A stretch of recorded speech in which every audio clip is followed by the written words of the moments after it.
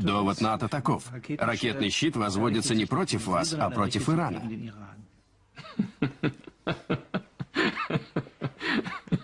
Вы меня рассмешили. Дай вам Бог здоровья, потому что уже конец рабочего дня, так, в принципе, уже спать пора. Поеду домой с хорошим настроением. I don't think Russia and China believe they are paying any price at all, nothing at all, for standing up on behalf of the Assad regime. The only way that will change is if every nation represented here directly and urgently makes it clear that Russia and China will pay a price because they are holding up progress, blockading it, that is no longer tolerable. Нечто такое, что, мне кажется, должно подталкивать наших коллег и наших партнеров к более конструктивной работе, чем до сих пор мы это видим. Что я имею в виду? Совсем недавно, совсем несколько лет назад, лично нам не говорили, но я знаю, что они говорили своим, говорили, ну ладно, пускай там Россия ковыряется, нам уже даже не очень интересно. У них там ржавчина одна осталась. Ну, это не так. Сегодня это уже совсем не так. Первое. Я не говорил, что США представляют для нас угрозу. Вот президент Обама, как вы сказали, считает Россию угрозой. Я не думаю, что США для нас представляют угрозу. Я думаю, что политика правящих кругов, как, извините, употреблю такой штамп, политика правящих кругов, она является ошибочной. Уверен, что она противоречит и нашим интересам, подрывает доверие к Соединенным Штатам и в этом смысле наносит и Соединенным Штатам определенный ущерб. Подрывает к ним доверие как к одному из глобальных лидеров и в экономике, и в политике. Ну, можно, конечно, многие вещи замалчивать, но я же уже говорил об этом. И вот Доминик об этом вспоминал. Действия в одностороннем порядке и в последующем поиске союзников, создания коалиции после того, как все сделано. Но это ведь не способ договориться, правда? Это односторонние действия. И они применяются постоянно в текущей политике Соединенных Штатов. И приводят к кризисам. Я тоже об этом сказал. Вот президент Обама упомянул об одной из угроз, это ИГИЛ. Ну а кто помогал вооружать людей, которые в Сирии боролись с Асадом-то? Кто создавал благоприятный политический информационный климат? Кто подталкивал к поставкам оружия?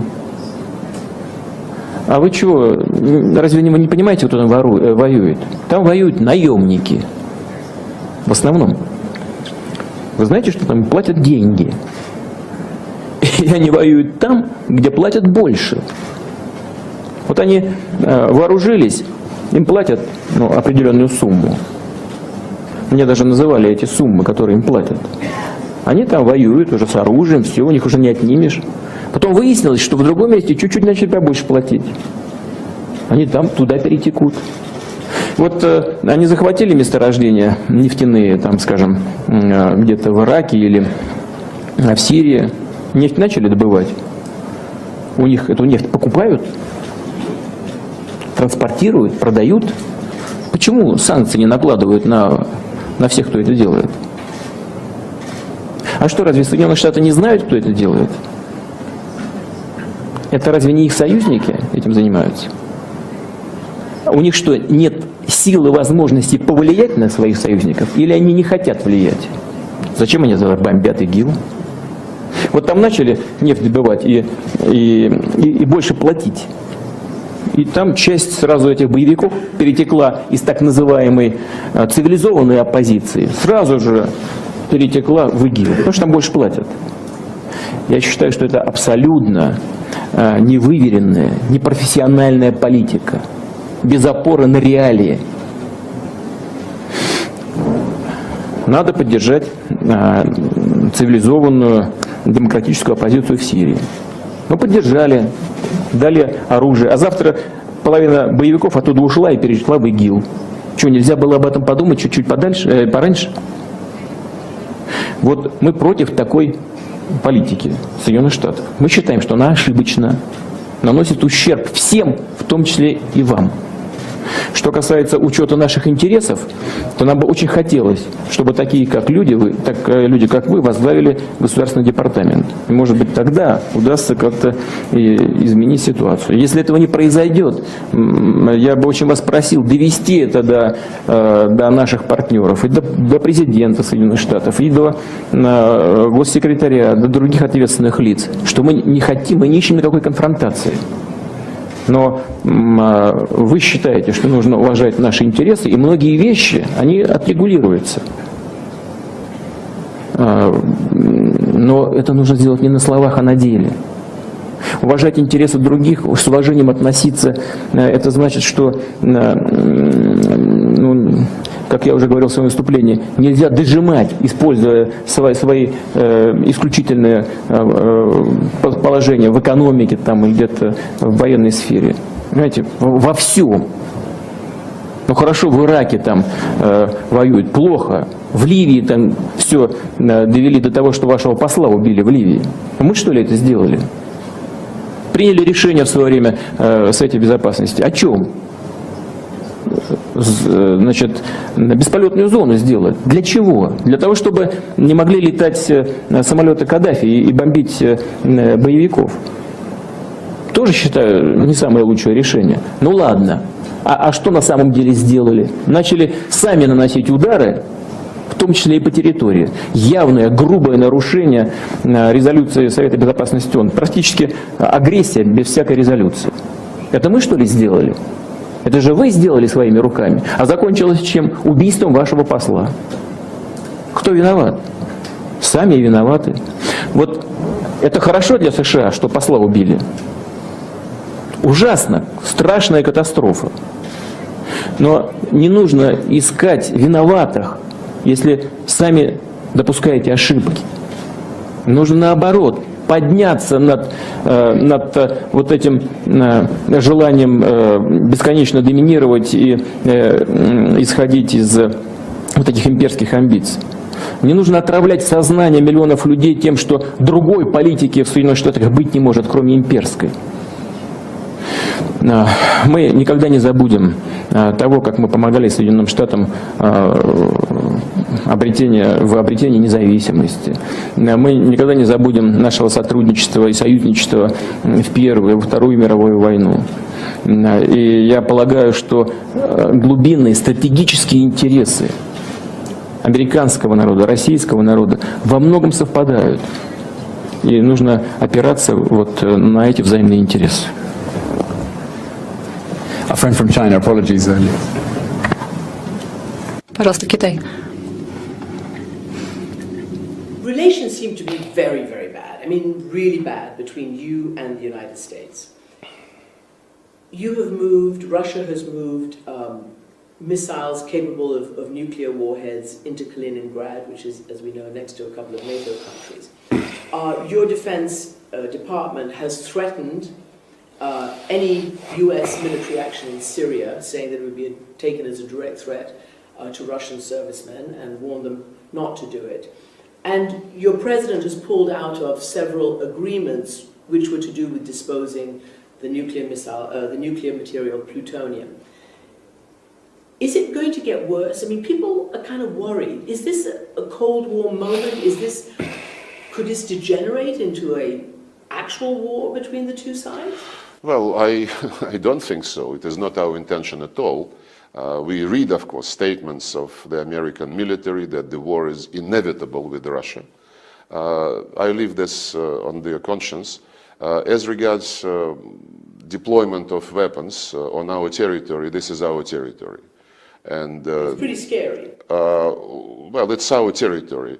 But the plans of the United States, not only to, well, they quadrupled, I think, the money allocated to support military deployment in Eastern Europe. Then they moved NATO infrastructure next to our borders. Now the American, I think, F-35s, the latest planes, would be equipped with the modern version of nuclear bombs, and they would be deployed on the Russian borders. And this is not the United States territory. Добрый день, уважаемые коллеги. В ряде авторитетных западных средств массовой информации опубликованы утечки о дискуссиях в администрации Белого дома возможности нанесения ракетных и воздушных ударов по позициям сирийских войск. История показывает, что нередко подобные вбросы оказываются прологом реальных действий. Особое беспокойство вызывает информация, что инициаторами данных провокаций являются представители Центрального разведывательного управления и Пентагона, которые еще в сентябре докладывали своему президенту о якобы управляемости боевиков оппозиции, а сегодня лоббируют кинетический сценарий в Сирии. Рекомендовал бы коллегам в Вашингтоне тщательно просчитать возможные последствия реализации подобных планов. Сегодня на вооружении сирийской армии имеются достаточно эффективные зенитно-ракетные комплексы, такие как С-200, БУК и другие системы противовоздушной обороны, техническое состояние которых за прошедший год было восстановлено. Кроме того, напомню американским стратегам, что воздушное прикрытие российских военных баз в Мимиме и Тартусе осуществляется зенитно-ракетными системами С-400 и С-300, радиус действия которых может стать сюрпризом для любых неопознанных летающих объектов. Следует реально осознавать, что у боевых расчетов российских комплексов противовоздушной обороны вряд ли будет время на выяснение по прямой линии точной программы полета ракет и принадлежности их носителей. А все иллюзии дилетантов о существовании самолетов-невидимок могут столкнуться с разочаровывающей реальностью. И, наконец, самое важное. Сегодня большинство офицеров Российского центра примирения враждующих сторон работает на земле, доставляют гуманитарную помощь и ведут переговоры с главами населенных пунктов и вооруженных отрядов в большинстве сирийских провинций. Благодаря их деятельности 732 населенных пункта и сотни тысяч сирийцев вернулись к мирной жизни. Поэтому любые ракетные или воздушные удары по территории, контролируемой сирийским правительством, создадут явную угрозу российским военнослужащим. И в завершении обращаю внимание горячих голов, что после нанесения 17 сентября самолетами коалиции удара по сирийским войскам в Дарь-Эз-Зоре мы приняли все необходимые меры для исключения любых подобных ошибок в отношении российских военнослужащих и военных объектов на территории сирийской арабской страны. They closely watched how we fought in 91 and 03. They studied our doctrine, our tactics, our equipment, our organization, our training, and our leadership. And in turn, they revised their own doctrines, and they are rapidly modernizing the militaries today to avoid our strengths in hopes of defeating us at some point in the future. Recently, a senior Russian official, ambassador to the United Kingdom, Alexander Karamenko, he said, quote, Russia can now fight a conventional war in Europe and win. Russia is the only country that will remain relevant forever. Any other country is dispensable, and that includes the United States. We are endgame now, end quote. He said that all just 30 days ago. Well, history tells us to be careful. It's always wise to believe foreign leaders' declaratory policy, as most nations tend to telegraph their strategic intentions. I want to be clear to those around the world who want to destroy our way of life and that of our allies and friends. The United States military, despite all our challenges, despite our op-tempo, despite everything we've been doing, will stop you and we will beat you harder than you've ever been beaten before. Make no mistake about that. And when the political leadership of the United States decides to deploy its army, And when we show up on your turf, then you know the game's for real. And the stakes are for keeps. And the other thing you know is you're going to lose. You will lose to the American army. Make no mistake about it. We can now, and we will remain in the future, retain the capability to rapidly deploy, and we will destroy any enemy, anywhere, anytime. So I stand here today, and I caution the enemies of America who doubt or misread our capability. Many enemies have grossly underestimated the United States and its people in the past. They've underestimated our national resolve. They've underestimated our capability, our skill, and our combat power. And each made a fatal choice, which ended with their enrollment in the dustbin of history. So what are the consequences for Russia if this agreement falls through, beyond some interagency discussions about options that have not yet been chosen? What are the consequences for Russia, other than Secretary Kerry won't talk to them on this particular issue going forward? The consequences are that the civil war will continue in Syria, that extremist groups will continue to exploit the vacuums that are there in Syria to expand their operations, which will include, no question, attacks against Russian interests, perhaps even Russian cities. And Russia will continue to send troops home in body bags. And they will continue to lose resources, even perhaps more aircraft. The stability that they claim they seek in Syria will be ever more elusive. And it's hard to imagine how a continued war,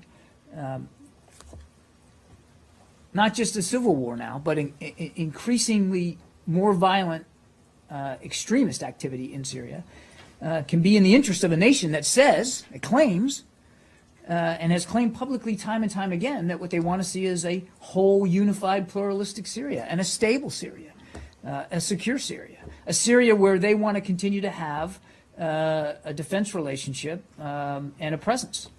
So that's what's in it for them. I talked with former Russian Ambassador Mike McFaul. Yeah. And we talked about the idea that every once you got to respond when they're hacking. You got to do something. He described it as a high, hard one. Maybe just, sort of like in baseball, you throw a high, hard one to send a message. Why haven't we sent a message yet to Putin? We're sending a message. We have the capacity to do it. And the message he'll know it. He'll know it. And it'll be at the time of our choosing and under the circumstances that have the greatest impact. Is not what people think. And I tell you what, to the extent that they do, we will be proportional in what we do. And so a message is going to be sent. Will the public know it? Hope not.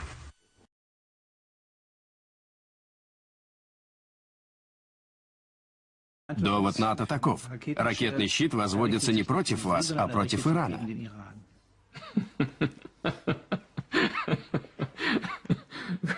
Вы меня рассмешили. Дай вам Бог здоровья, потому что уже конец рабочего дня, так, в принципе, уже спать пора. Поеду домой с хорошим настроением.